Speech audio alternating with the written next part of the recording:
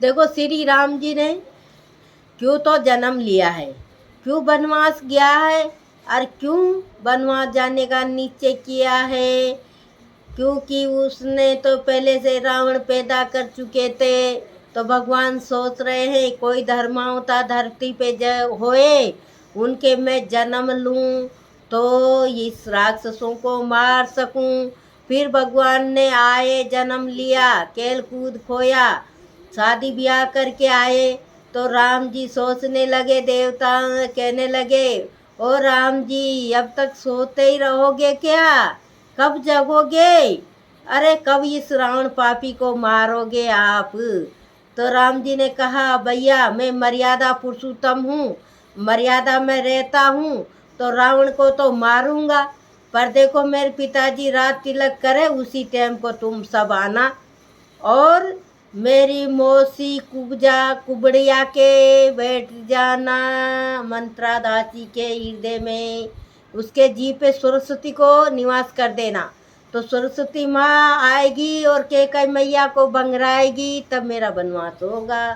तब मैं 14 वर्ष का वनवास भगत के और देख के आऊँगा, और लोग घबराएंगे नहीं। मैं वनवास किस लिए जा रहा हूँ कि ये सत्य युग का त्रायुग है, सत्य युग का द्वापुर युग है। तो द्वापुर युग में मैं आया हूँ तो सत्य ही मार्ग से चलूँगा। इंसान बन के ऐसे नहीं कि मैं इंसान बन के आया हूँ और भगवान का रूप दिखाऊंगा, ऐसे नहीं करूँगा मैं। जो मुझे पहचान सकेगा सच्चा भगत उसी को मैं दर्शन दूंगा, और कोई को दर्शन नहीं दूंगा। तो देखो सबरी के यहाँ गए, तो सबरी के यहाँ लक्ष्मण जी कहने लगे, अरे भैया झूठे बेर खा रहे हैं और सबरी खिला रही है, आराम बैठ बैठ के अच्छी तरह खा रहे हैं। तो लक्ष्मण जी ने बेर नहीं खाए थे, तो वह बेर फकाए लक्ष्मण जी ने, तो कहाँ जाके पड़े, हिमाचले पर्वत पे, वहाँ जाके सजीवन बूटी बनी, और उस बूटी को हनुमान जी लाए, तो वही सबरी का बेर लक्ष्मण जी को पीना पड़ा।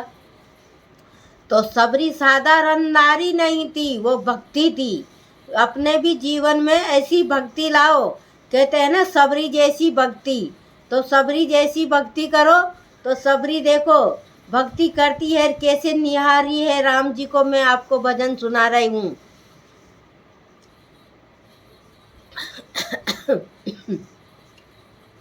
इस भजन का मतलब समझना आप, कैसे गा रही है और कैसे सबरी भगवान को निहार रही है। ये सबरी वाला भजन है।